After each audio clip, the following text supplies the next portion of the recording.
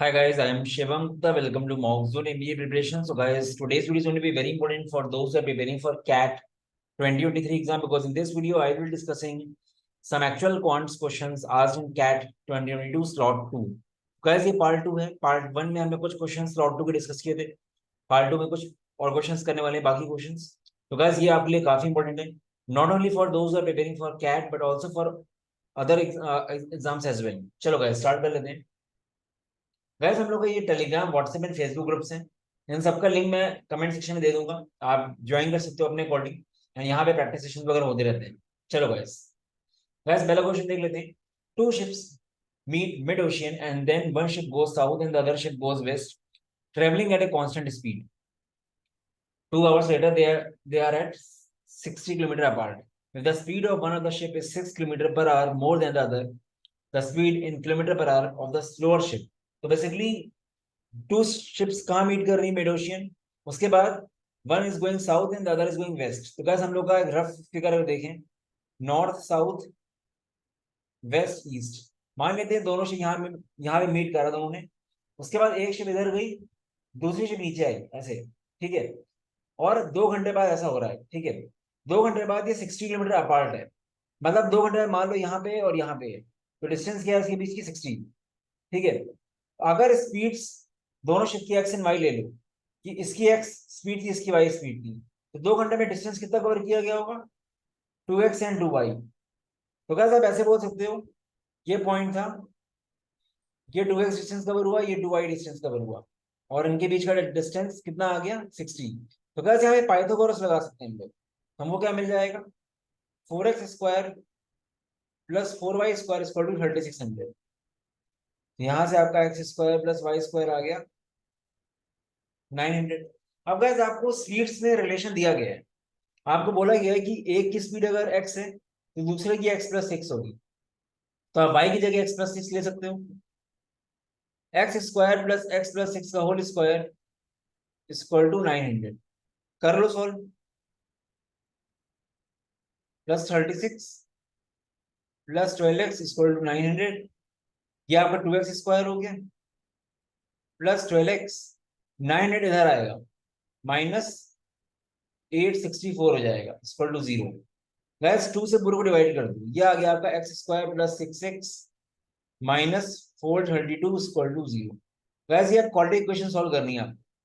Gas 432 को आप break करोगे ना, आप इसको डिवाइड करके देखोगे तो आपको पता चलेगा कि 18 इंटू 24 सही बैठ रहा है. बिकॉज हमको क्या चाहिए? हमको ऐसा चाहिए कि मल्टीप्लाई करके -134 आए, 432 आए, एंड ऐड करने में 6x आए. तो बेसिकली हम क्या ले लेंगे? हम ऐसा ले लेंगे इसको, -18 इंटू 24. इसको ऐसे ब्रेक करेंगे, 6x, x² minus 18x plus 24x minus 432 0. इसको अगर आप सॉल्व करोगे तो आपको x की दो वैल्यूज मिलेगी, एक मिलेगी 18 और एक मिलेगी -24. नेगेटिव नहीं ले सकते, तो हमारा x आ गया 18. मतलब मेरी स्पीड क्या क्या थी? स्पीड x थी और x+6 थी. तो एक स्पीड 18 हो गई, एक 24 हो गई. दोनों शिप्स की स्पीड आ गई. हमको बोला गया स्लोअर शिप जिसकी स्पीड कम होगी, 18 आंसर आ गया. तो गाइस ये इजी क्वेश्चन था, टफ नहीं था. कैट के नॉन कैट में भी आराम से आ सकता है, स्नैप वगैरह में. बेसिक सा पाइथागोरस थ्योरम लगाना था यहाँ पे आपको. बस ये है कि आपको अंडरस्टैंडिंग होनी चाहिए क्वेश्चन की, क्वेश्चन में बोल क्या रहा है. ठीक है. उसके बाद सिर्फ क्वाड्रेटिक क्वेश्चन की. ये एक्चुअल क्वेश्चन था कैट का लास्ट ईयर का. ये क्वेश्चन देख लेते हैं. Suppose for all the integers x there are two functions f and g such that fx plus f of x minus 1 minus 1 is equal to 0. एक function क्या दिया गया है आपको? fx plus f of x minus 1 minus 1 is equal to 0, मतलब is equal to 1 कर दो. तो क्या इसको आप, ये फंक्शन बहुत कॉमन है. अगर fx आपको कोई फंक्शन है, fx minus 1 से पीछे वाला होगा. ठीक है. ऐसा समझो आप इसको कि x fx आपका एक फंक्शन है, x माइनस 1 पीछे वाला टर्म होगा आपका एक. ठीक है. ऐसे बोल सकते हो इसको आप. तो दोनों का सम 1 आ रहा है. तो एक तरह से आप बोलो कि दो कंसेक्यूटिव टर्म्स का सम आपका 1 है. आप इसको ऐसे बोल सकते हो. gx क्या दिया गया है? gx आपका x² दिया गया है, और ये आपको दिया गया है fx² minus x equal to 5. ठीक है. ये आपका है. तो क्या देखो, हम लोग कर लेते हैं, कोई दिक्कत नहीं. इसको ऐसे ब्रेक फैक्टराइज करो, x into x minus one equal to 5। अब गाइस यहां से आप क्या निकाल सकते हो, यहां से अगर हम x को 2 रखें तो ये मेरा आ जाएगा f2 into one equal to 5। ठीक है, तो f2 मेरा आ गया 5। अब गाइस मेरा f2 अगर आ गया तो यहाँ पे आप f1 निकाल सकते हो, x को 2 रखो, f2 plus f1 equal to 1। ये आपका 5 है, 5 plus f1 equal to 1। f1 कितना आ जाएगा, -4। तो first term -4, second term f2 आपका 5। अगर आप f3 निकालोगे तो f3 क्या आएगा, f3 plus f2 equal to 1। ठीक है, तो आप कर लो, चाहो तो आपको पैटर्न दिख जाएगा, f3 plus f2 equal to 1 करो। f2 आपको कितना दिया है, 5, अगेन f3 आपका -4। और गाइस होगा भी ऐसा क्योंकि दो कंसेक्यूटिव टर्म्स का सम 1 है। आप देख लो, फर्स्ट और सेकंड टर्म का सम 1, सेकंड थर्ड का 1। तो गाइस कैसी सीरीज चलेगी, -4 5 -4 5 ऐसी चलेगी। मतलब ऑड प्लेसेस पे -4 है, इवन प्लेसेस पे 5 है। तो आपकी ये सीरीज आ गई एफ की। अब आपको निकालना क्या है, एफ ऑफ G5। तो G5 क्या है हमारा, G5 रखो। अगर आप G5 निकालोगे क्या आएगा, 25 आएगा। तो मतलब एक तरह से आपको F25 की निकालनी वैल्यू। और गाइस हमने बताया आपको कि ये सीरीज आपकी है, ऑड टर्म आपका -4 है, इवन टर्म आपका 5 है, 25 ऑड है। F25 क्या हो जाएगा, -4, इसकी वैल्यू आ गई -4। GF5 क्या आ जाएगा, GF5 निकालो। F5 क्या होगा आपका, F5 आपका ऑड है। ठीक है, तो एक तरह से आपको G-4 की वैल्यू चाहिए, और G-4 क्या होगा, 16। तो -4 प्लस 16 क्या आ गया, 12 आंसर आ गया। 12 इज द आंसर। अच्छा क्वेश्चन था। ठीक है, थोड़ा बहुत जिसने फंक्शन आंसर कर रखा है कर लेगा वो, क्योंकि ये पैटर्न बहुत कॉमन है, x और x माइनस वन वाला। ठीक है, वो चीज आपको देखनी है बस। The number of distant integer values satisfying this. Easy question है बट काफी लोग गलती कर सकते हैं, है क्वेश्चन इजी। आप गाइस ऐसे में क्या करो, पहले इसको लॉग, यहाँ पे ऐसे log n to the base 2 है, इसको भी ऐसा बनाओ जरा। ये क्या हो जाएगा, 4 minus log 2n upon 3 minus, या 4 को 2 स्क्वायर करो तो आगे आ जाएगा 1/2। अब गाइस एक काम करो, लॉग 2n को थोड़ी देर के लिए x मान लो, थोड़ी देर के लिए। ये आपका हो जाएगा 4 minus x upon 3 minus x by 2 smaller than 0। इसको जरा नीचे सॉल्व करो, ये आपका आएगा 4 minus x upon 6 minus x smaller than 0। X variable कभी भी नेगेटिव नहीं होना चाहिए, ऊपर नीचे तो माइनस कॉमन करके काट दो। ये आ गया x minus 4 upon x minus x smaller than 0। Guys इसको कैसे सॉल्व करते हैं, नंबर लाइन लगाओ, 4 6 प्लस माइनस प्लस। तो आपका 4 से 6 के बीच में लाइक कर रहा है, बट ये तो x लाइक कर रहा है ना। हमारा x क्या है, हमारा x है log n to the base 2। तो बेसिकली x मेरा 4 से 6 अगर लाइक कर रहा है तो log, एक तरह से आप बोलोगे log n to the base 2 आपका 4 से 6 लाइक कर रहा है। n कहां से कहां लाइक करेगा, ये 2 उधर जाएगा तो 16 से 64, n लाइक करेगा मेरा 16 से 64। ठीक है, और क्योंकि यहाँ पे इक्वालिटी नहीं है तो आपका 16 और 64 काउंट नहीं होंगे। तो 64 माइनस 16 ये कितना आया, 48 आया। एक माइनस और करेंगे बिकॉज हमको दोनों को एक्सक्लूड करना है। तो आंसर क्या आया, 47। तो आंसर क्या आया, 47 वैल्यूज। जल्दीबाजी में लोग 1 लिख के चले आते हैं, सोचते हैं 4 से 6 के बीच में खाली एक ही वैल्यू है 5। बट ये 4 6 नहीं निकालना है हम लोगों को, ये तो मेरा एक्स आया ना, हमको निकालनी n की वैल्यू। तो वापस आपको इसको log n to the base 2 से इक्वेट करना पड़ेगा दोनों को। आपको n निकालना है ना, बहुत इजी क्वेश्चन है गाइस ये, काफी लोग अभी गलत करके आए हैं। तो आंसर आ गया 47, क्योंकि इसने बोला है डिस्टिंक्ट इंटीजर वैल्यूज। 16 से 64 के बीच कितने इंटीजर्स होंगे, 17 से 63 तक। ठीक है, क्वेश्चन इजी था, टफ नहीं था। The number of integers greater than 2000 that can be found with the digits using each digits at most one. Tough करा गया है बस, टफ नहीं है। एट मोस्ट वंस क्या होता है, एट मोस्ट वंस मतलब होता है या तो एक बार आएगी या तो नहीं आएगी। तो एक तरह से रिपीटिशन वाला केस नहीं है, सिंपल सा। ठीक है, बिकॉज अगर आप देखो आपको 2000 से ऊपर वाले नंबर्स बनाने हैं, ठीक है, तो आप 4 डिजिट नंबर बना सकते हो, 5 डिजिट बना सकते हो, और 6 डिजिट बना सकते हो। गाइस अगर आप 4 डिजिट बनाओगे तो क्या होगा, अगर आप रिपीटेशन हटाओगे, रिपीटेशन नहीं होगा तो होगा क्या, या तो कोई डिजिट एक बार आएगी या तो नहीं आएगी। तो वही तो होता है एटमोस्ट वंस। तो ये एटमोस्ट वंस लिख के कंफ्यूज कर रहे हैं बस आपको। ठीक है, it is same as no repetition, और कुछ नहीं इसमें। तो गैस 4 डिजिट नंबर अगर हम देखें, आगे मेरा 2000 से बड़ा होना चाहिए, तो हमारा क्या क्या वैल्यू हो सकती है फर्स्ट नंबर के लिए? फर्स्ट नंबर मेरा हो सकता है 2 3 4 5, इसके बाद 4 बेस है, ठीक है। और हमारे पास अब कितने बेस होंगे? 6 में से एक नंबर चला गया, 5 बेस होंगे अब, अगेन 4 और 3, ये कितना आया? ये आया मेरा 20, 24 जा 80, 83 जा 240, 240 बेस मेरे यहाँ से आ गए।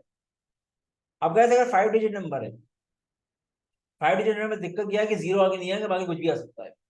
तो जीरो अगर आगे नहीं आएगा तो 5 नंबर आएंगे, फिर 5 आएंगे, 4 3 2, 25 4 जा 100, 300 600, और 6 के लिए भी यही चीज होगी, जीरो आगे नहीं आएगा, बाकी सब आएगा। 5 5 4 3 2 1, 100 300 600। तो क्या था, ऐड कर लो उनको, 1200 प्लस 240, 1440 इज द आंसर। बहुत इजी क्वेश्चन था, स्नैप में आ सकता है आराम से। गाइस ये बस समझो स्नैप वगैरह इजी है, अगर जिसको इजी लग रहा है स्नैप, लास्ट ईयर उठा के देखो, हमने सॉल्यूशन दिए हैं दोनों स्लॉट्स के। स्नैप में कम से कम 3 से 4 क्वेश्चन, स्नैप में मान लो 20 में से 4 5 क्वेश्चन ढंग के थे, बाकी सब टफ थे लास्ट ईयर।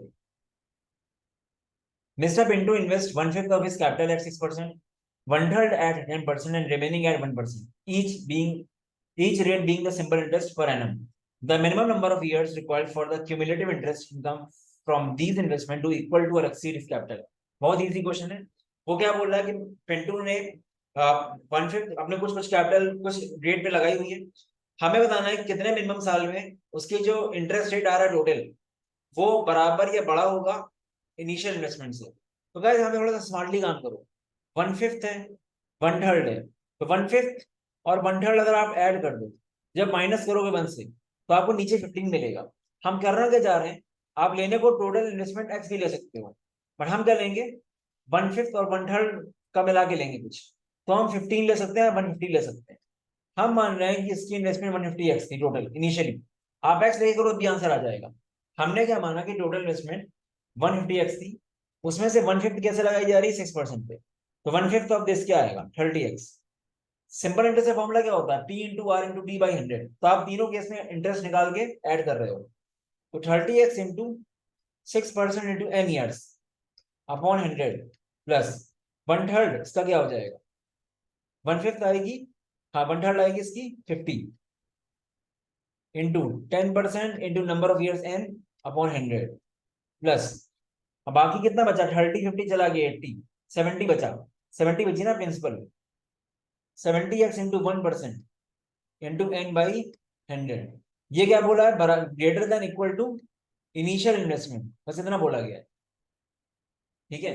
तो आपको क्या करना है, पहले एक्स आप इसको सॉल्व कर लो आप, 180 xn by 100 plus 500 xn by 100 plus 70 xn by 100 greater than equal to 150x, X cancel कर दो, तो गाइस ये कितना आया, 500 प्लस 180 प्लस 70, या आपका आया 250, sorry 750 n upon 100 square greater than equal to 150, zero से आप कैंसिल कर दो, 15 5 जा, तो basically 5n by 100 greater then 1, तो n आपका आ गया ग्रेटर देन इक्वल टू 20, तो मिनिमम 20 ईयर्स लगेंगे आपका total interest greater than equal to initial investment के बराबर। तो गैस क्वेश्चन समझना, आपकी जो भी इन्वेस्टमेंट थी, ये आपका इंटरेस्ट है, P into R into D by 100 तीनों बार का,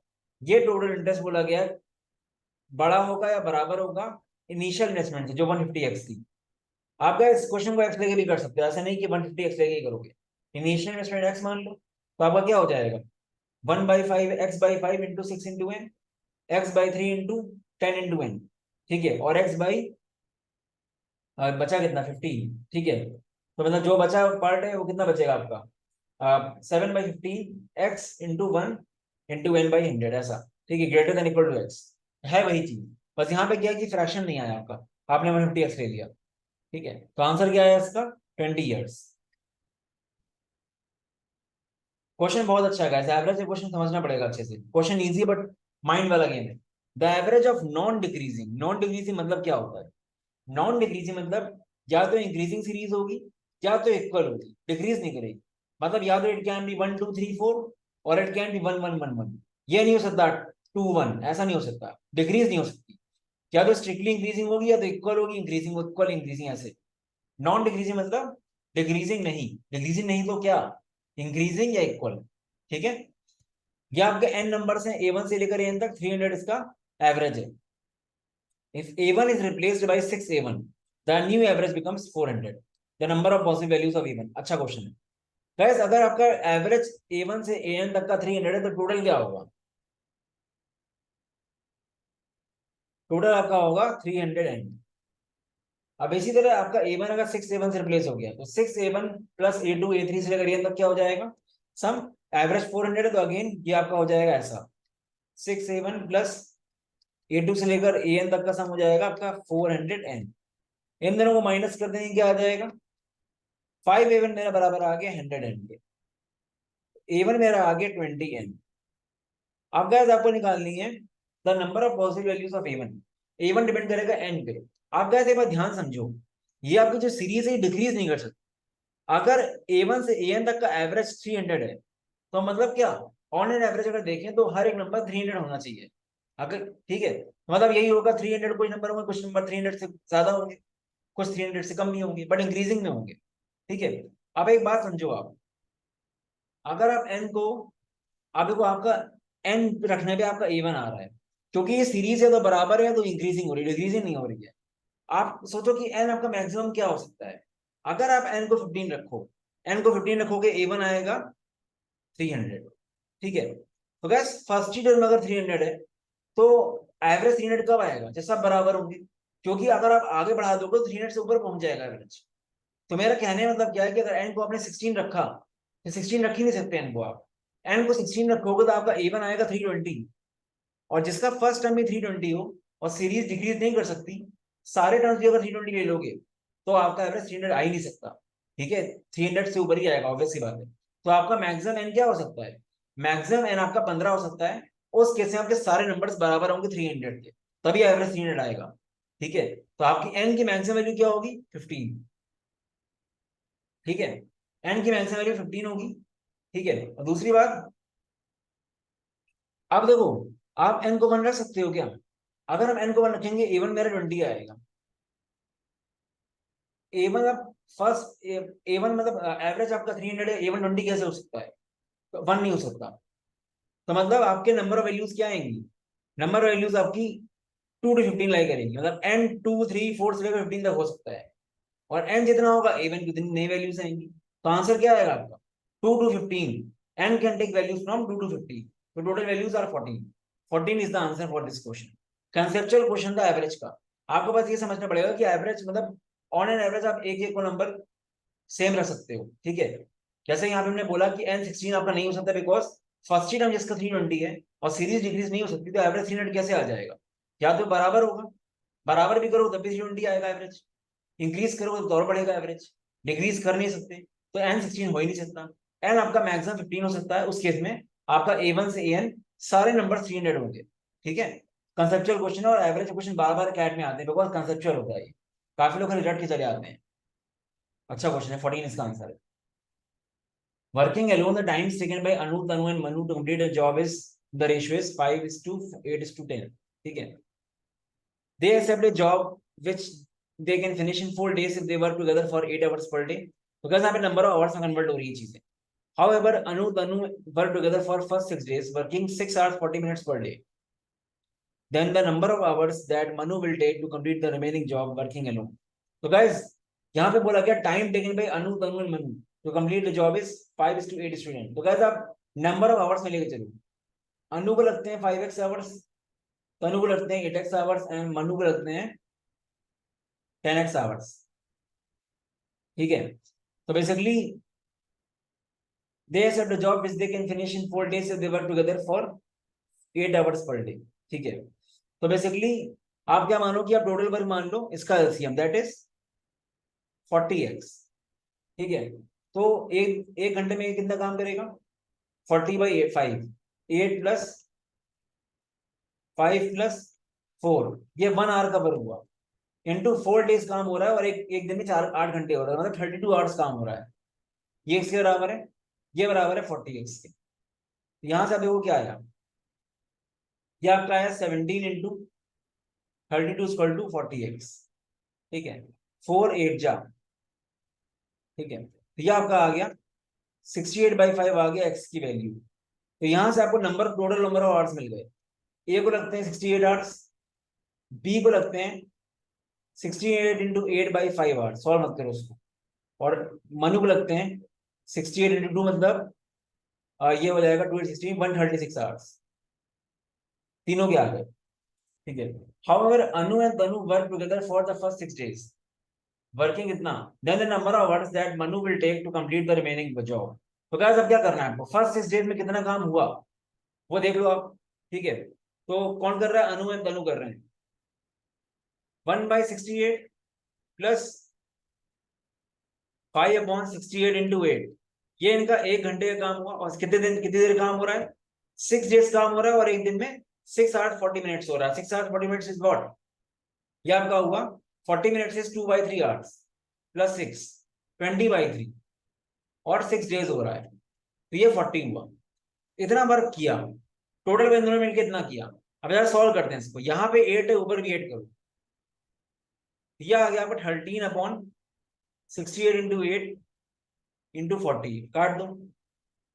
65/68 वर्क हो गया, तो कितना बचा, 1 - 65/68, ये बचा 3/68। अब ये 3/68 वर्क कौन करेगा, मनु करेगी। ठीक है, मनु का कितना काम है, मनु एक पूरा काम 136 आवर्स में कर रही है। ठीक है, 1 घंटे में 1/36, इसको लगते हैं मान लो एच आवर्स, ये बराबर किसके हैं, 3/68 के। काट दो, 68 2 जा, 2 उधर चला गया, एच आ गया 6, तो मनु को लगेंगे 6 आवर्स। ठीक है, 6 आवर्स का आंसर। जिसको अंदर से टाइम एंड वर्क की क्लैरिटी है उसके लिए कुछ नहीं है क्वेश्चन, जो रट के जा रहा है चीजें उसको दिक्कत आएगी। ठीक है, लेंदी तो होंगे, कैट है ये। और आपको बता दूं, कैट में अगर आप 10 क्वेश्चन भी सही करते हो ना, 22 में से सिर्फ 10 क्वेश्चन, 99% से कम नहीं आएगा, चाहो तो देख लेना। 22 में से 12 क्वेश्चन आप छोड़ सकते हो कैट में। ठीक है, 10 क्वेश्चन भी सही करके आ गया, 30 मार्क्स आ गया, 99 के ऊपर ही होगा percentile. Let R and C be the real numbers. R and minus R are the roots of this. The C is equal to. Guys, एक रूट R है, दूसरा माइनस R है। अगर तीसरे रूट हम अल्फा मान लें, तो सम ऑफ रूट्स क्या है, R plus minus R plus alpha equal to minus C/5। ठीक है, alpha equal to minus C/5। तो आप C तब निकाल पाओगे जब आपको तीसरा रूट पता होगा, अल्फा। अब हम थर्ड रूट कैसे निकाल सकते हैं वो समझो आप। आपको ये दोनों दिए गए हैं, इसकी हेल्प कर सकते हैं। आपका माइनस, जो आपका ये है एक्स कोएफिशिएंट, ये कैसे आता है, अगर पी क्यू आर रूट्स होते हैं तो क्या करते हो आप, P Q plus P R plus Q R, है ना, तो क्या हो जाएगा, -r² plus R alpha minus R alpha equal to 10/5, cut गया। -r² इक्वल टू आ गया आपका माइनस प्लस होगा ना, -10/5, सॉरी, ठीक है, ये आ गया -2। तो आर क्या हो गया, आर आपका आ गया +-√2, मतलब दो रूट आपको मिल गए इधर से, एक रूट आपका आर था, -8 था, तो अगर आप आर को √2 ले रहे हो तो आपका दो रूट्स क्या आ गए, √2 और -√2। तो क्या आपके दो रूट्स आ गए, थर्ड रूट निकालोगे इसके थ्रू। थर्ड रूट अगर आपका अल्फा है तो क्या करोगे, R into minus R into alpha, -2 into alpha equal to minus plus minus -9/5, alpha आपका आ गया 9/10।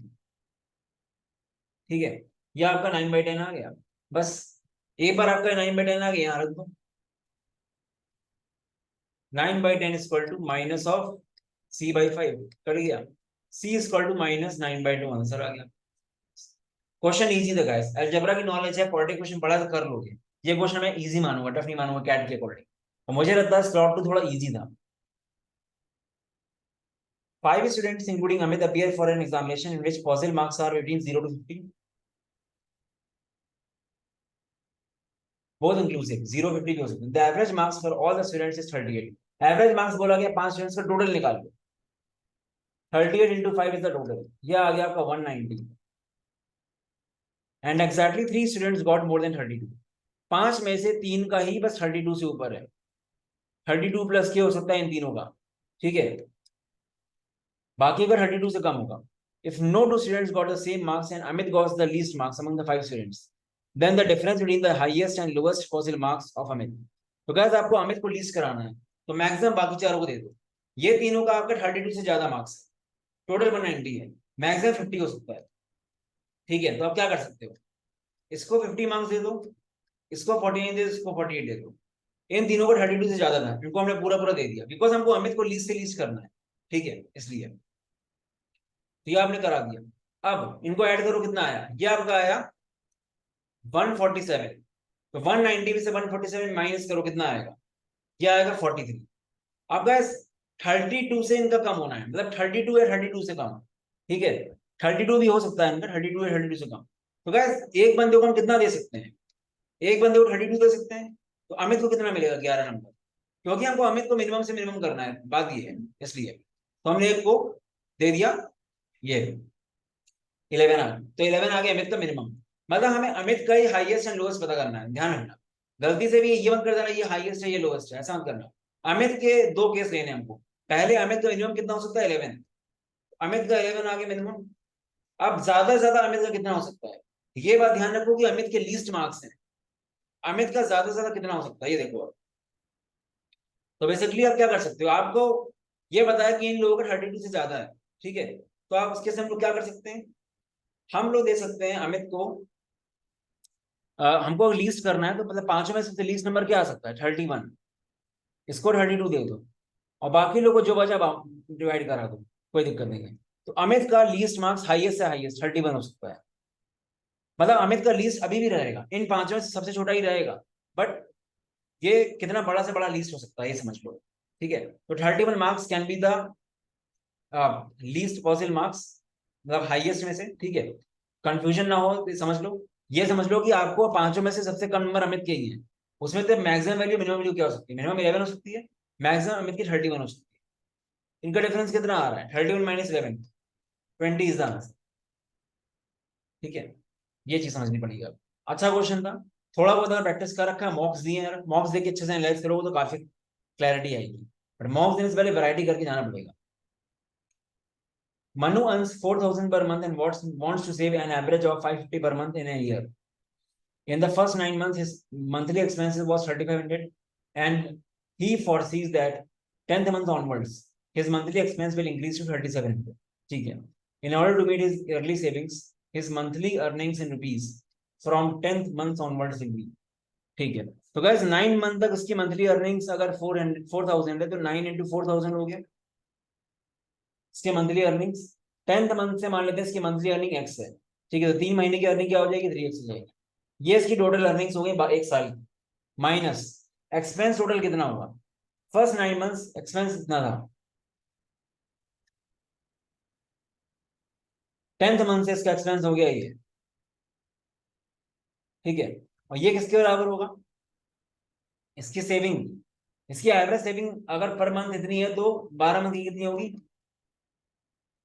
इसको सॉल्व करोगे यहां से आप एक्स निकालोगे, ठीक है, एक्स आपका मेरे ख्याल से 4,400 आएगा, देख लेना एक बार, बट यही आंसर है, ठीक है, ऐसे ही होगा, बिकॉज ये टोटल अर्निंग हो गई इसकी, ठीक है, और ये टोटल एक्सपेंस हो गया इसका, और ये टोटल इसका सेविंग हो गया, यही पूछा गया है कि इसकी अर्निंग बाकी 3 महीने की कितनी होगी, तो एक्स मेरे ख्याल से इसका शायद 4,400 आ रहा है, ये बच्चा चेक करनी है ना, आंसर सही आएगा इसका आपका, ठीक है, मेन मेथड मेथड कैसे करना है, ठीक है, ये बहुत ईजी क्वेश्चन था, डेफिनेटली स्नैप में आ सकता है क्वेश्चन, ये क्वेश्चन में पेन उठाने वाला है ही नहीं।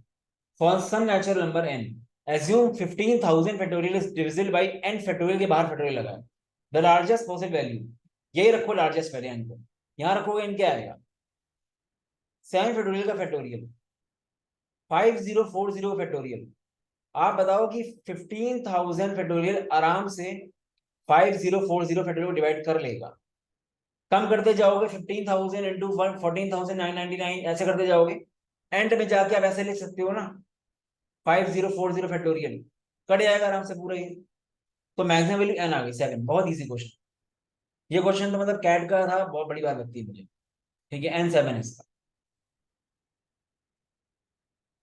सो गाइस हम लोगों ने सब क्वेश्चन डिस्कस कर लिए, और मुझे लगता है कि काफी क्वेश्चन ड्यूरेबल थे। मैं अगर आपको काउंट कर रहा हूँ इसी वाले में 10-12 क्वेश्चन है, ये क्वेश्चन हर किसी का होना चाहिए, ये क्वेश्चन सबका होना चाहिए। ये मान लेता हूँ टफ है थोड़ा, मान लिया, छोड़ दिया, ये क्वेश्चन सबका होना चाहिए।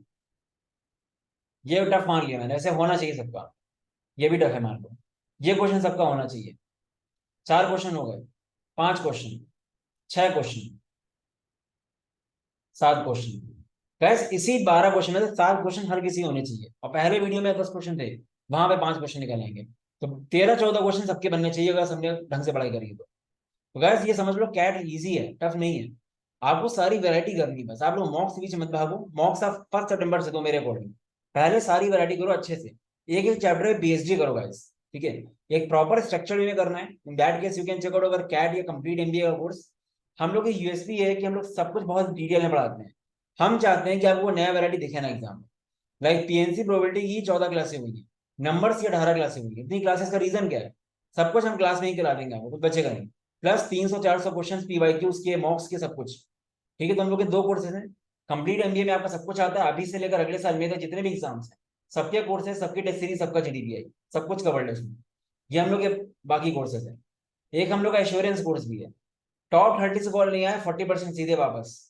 ठीक है, बिकॉज हम लोग को बिलीव है अपने ऊपर, तभी इसको हम लोग गारंटीड कोर्स बोलते हैं। आप लोग का भी एनमैट स्नैप का नया बैच स्टार्ट हुआ था 25 में से। एक बैच 10 जुलाई से भी स्टार्ट हो रहा है, नॉन कैट का लास्ट बैच है वो, NMAT SNAP and non CAT का। अगर आपको इंक्वायरी करनी है आप व्हाट्सएप कर सकते हो, डिटेल्स आप देख सकते हो। सब कुछ डिटेल में होता है, सब कुछ कवर्ड है इसमें। बाकी रिजल्ट्स एंड रिव्यूज हैं, ठीक है, आप आराम से बहुत सारे देखें। ठीक है गाइस, चलो guys, so this was all about the video. All the best, bye bye. और वीडियोस के लिए सब्सक्राइब कर लेना, आपको बहुत हेल्प मिलेगी। चलो गाइस, बाय।